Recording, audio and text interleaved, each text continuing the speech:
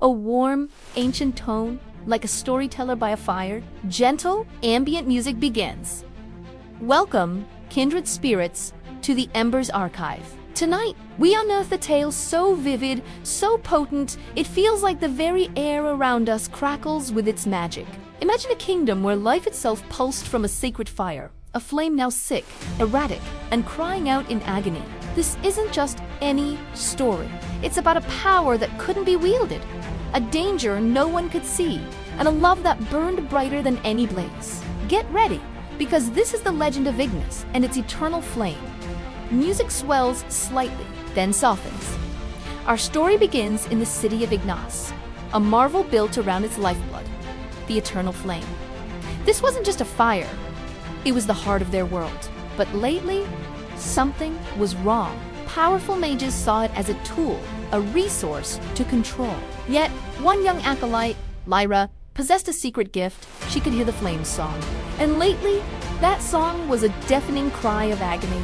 She warned the High Council, pleaded with them, but her pleas fell on deaf ears. They dismissed her, labeling her warnings as youthful folly. Oh, if only they had listened.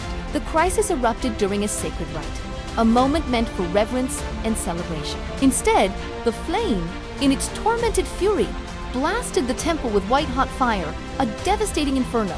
Panic, chaos, and screams filled the air. Everyone fled, save for one. Lyra, driven by an instinct deeper than fear, ran towards the inferno. She reached the dais, the very heart of the eruption, and placed her hands upon it. In that moment of utter chaos, she offered a silent hum, a melody of comfort to the screaming agony echoing in her mind. And then something miraculous, something impossible happened. The raging fire receded, pulling back into a stable, golden column pulsating with newfound tranquility. The silence that followed was deafening, filled with disbelief and awe. Music shifts to a more dramatic, tense theme. Her actions saved the temple, saved countless lives, but in the twisted logic of power, they condemned her. Largevalier is a man whose ambition burned colder than any fire, saw not a hero, but an opportunity. He accused her of dark magic, of consorting with forbidden powers, and placed her under arrest. And who was assigned as her personal guard and jailer? Captain Caden, the stoic, unyielding leader of the Flameguard, a man of steel whose duty was absolute, confined to her chambers. Lyra tried to explain, tried to convey the truth of her connection to the flame. But Caden remained a silent, unmoving statue of skepticism. He watched her, judged her, and saw only a prisoner. But fate, as it often does, had a different plan. Caden's unwavering skepticism began to crack ever so slightly when assassins covertly loyal to Valerius attacked Lyra in the dead of night. Caden, true to his formidable training, dispatched them with brutal, chilling efficiency. In the aftermath, he saw not a conspirator, not a dark mage, but a terrified young woman caught in a deadly web. His duty was to the flame, yes, but he began to suspect that protecting her Asterisk, was now part of that sacred oath. He looked at her, his eyes piercing the darkness, and spoke. Caden. His voice, low and resolute, cutting through the silence. They will try again. Tell me what you need. Narrator returns, music swells slightly That moment trust, fragile yet resolute, was forged between them. Lyra, seeing a flicker of understanding in his eyes, confided her secret. A corrupted crystal, a blightstone, was poisoning the flame from within. Not from without, but deep inside its core. Together, they hatched a daring, desperate plan. Caden, using his knowledge of the temple's defenses, created a brilliant, tactical maneuver that allowed them to slip through the ancient, hidden passages beneath the temple. He was her shield, a wall of unwavering loyalty and strength. She was his guide, following the pained, fading song of the flame deeper and deeper towards its source. Music swells to a powerful, climactic theme. They reach the inner sanctum, a secret chamber beneath a dais where the flame there, sickeningly, a shard of black crystal throbbed with a malevolent purple light. This was it, the Blightstone. As Lyra reached for it, her heart pounding, shadows detached themselves from the walls. Valerius' face, a mask of cruel triumph, stepped forward, flanked by his guards. Valerius, his voice, smooth and chilling, echoing in the chamber. I knew it. I knew you would lead me to the core.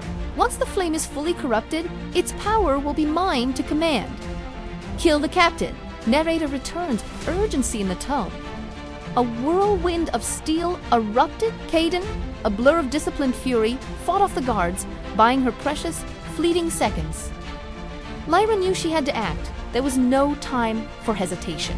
She placed her hands on the conduit, the raw energy of the flame surging around her. She closed her eyes, merging her consciousness with the very essence of the flame itself.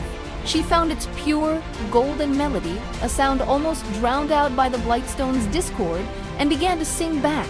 She poured every ounce of her hope, her courage, her love for Ignis into that song, and as her pure melody resonated, the Blightstone, a symbol of corruption, cracked.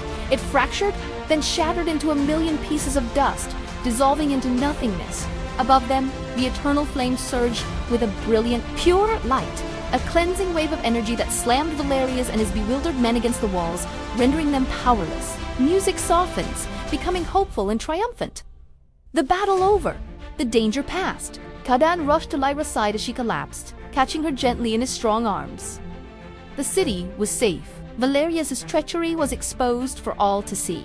Lyra, once dismissed, then condemned, was hailed as a hero.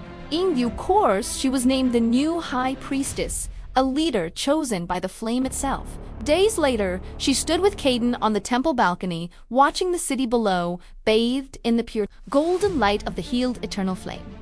It was a sight of peace, of hope, of a future reborn. Caden, no longer the stoic, silent guard, looked at her warmth in his eyes that rivaled the flame's glow.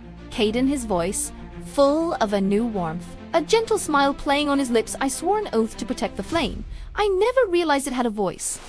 Or a heart. Lyra, she smiled, a radiant light in her eyes, her hand gently finding his Ignis, and so does its captain. Narrator returns with a soft, knowing tone.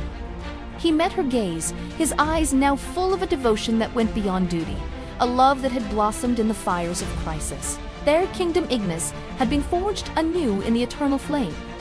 But it was their shared courage, their unwavering trust, and the quiet, powerful spark of their love that had truly saved it. And in the heart of our archive, dear friends, a new legend, a timeless story of hope and heroism, was beautifully recorded. Music swells to a gentle, satisfying conclusion. A soft invitation to engage.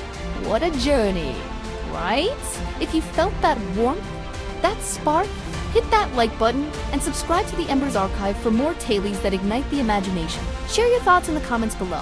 What part of Lyra and Caden's story resonated most with you? We love hearing from you. Until next time, keep your own flames burning bright.